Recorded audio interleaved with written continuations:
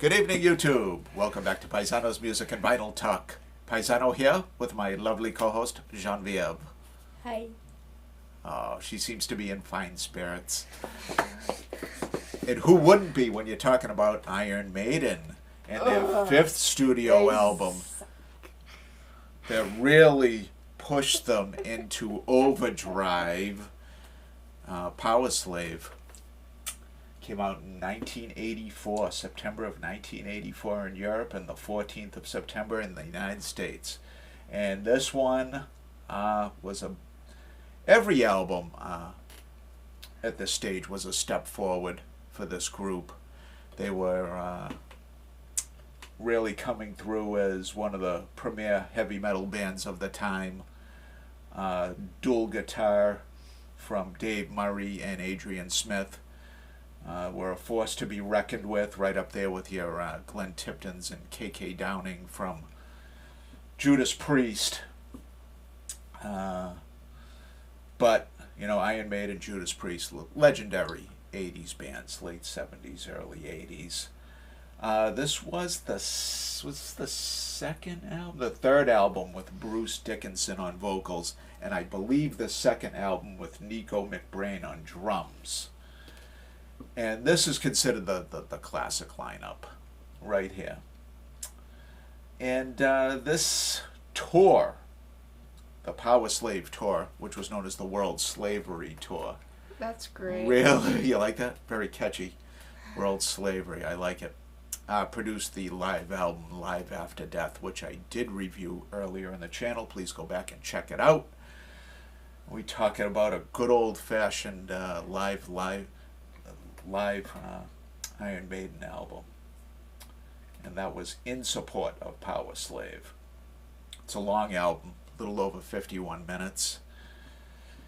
And produced several, and by several I mean at least 4, Iron Maiden classics. Let's go over the track listing. Starts off with Aces High. I mean, what a way to start a show, huh? It's how they kicked off Live After Death. Aces High and 2 Minutes to Midnight. That was the 1-2 punch from the mid-80s right there. Followed by the instrumental Lost for Words, Flash of the Blade, and side 1 finishes with The Duelists. Side 2, Back in the Village.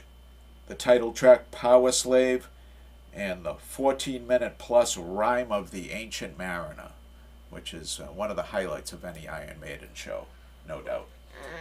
Rhyme of the, yeah, I could tell Genevieve was just overjoyed with this information. Can barely contain herself. It's the lyric sheet, which is almost unreadable with the background. Why is there a freaking Egyptian mummy? Yeah, the Eddie, who was their mascot, that guy there, that's Eddie. He appears in all various forms. Oh. And here he is, looks like a pharaoh legend. Pharaoh? Built into the sides of the pyramids. Very creative, Iron Maiden was, with their mascot, Eddie.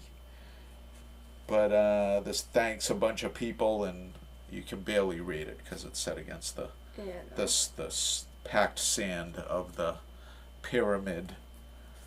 And you get some more Egyptian imagery there. Over the What the hell is that thing? What is it? A good question. He appears to be holding a knife, doesn't he? Or something. A scythe or something, yeah. Yeah, crazy, huh? Yep, Genevieve pointed out I never saw it before. Looked at that picture a million times, like never saw it. Yeah, I don't like it. This is, all the writing is on this side of the vinyl. The other side just has like an eye. Right? Is that kooky? So it was a co-release, Capital in the United States, EMI in Europe. They said it came out in 1984.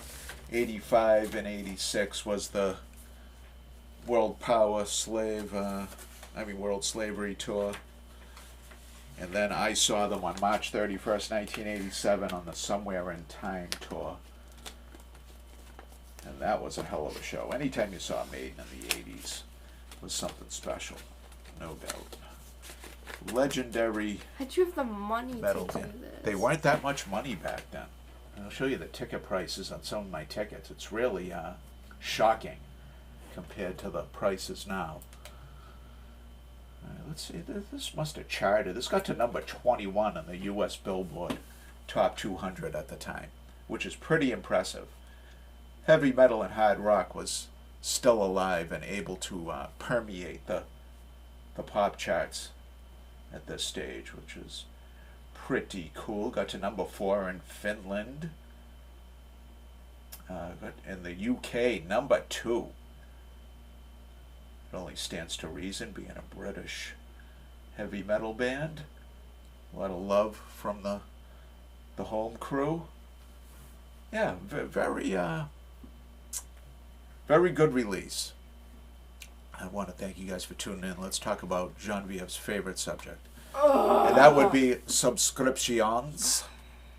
If you're new to the channel, welcome. We talk about rock and roll. And I'm really sick of hearing about him just yap about subscriptions, so I think we need to just get it over with. Yeah, and just subscribe. Let's go from 233 to 1,000. Anybody that's watching this to the end, let's get to 1,000. Wouldn't that be something? We can only hope. A little over 700 new subscriptions in a week. That would be pretty impressive, wouldn't it? Yeah. Let's do it. I deserve it, don't I? We deserve it. We. Until Monday night, YouTube, Genevieve will warm up her clutches and I think my clutches are gone. Dig deep into the Pittsburgh Pirates hat and draw another album for review. Next week will be what? The 31st of August? Yup, we'll be finishing up August together with a nice review based on what Genevieve draws. So I hate this till channel. tomorrow night. Yeah, I know you hate it. I can tell. Oh, well, there is some bribery and coercion involved with Genevieve's appearances. That's been established. No, just I get forced into it. There's no bribery. No. I get nothing out of this. He doesn't say ice cream for being on the channel or anything. Duncan.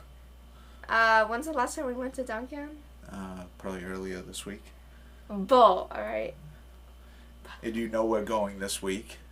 When? I don't know. We'll go Monday, Tuesday.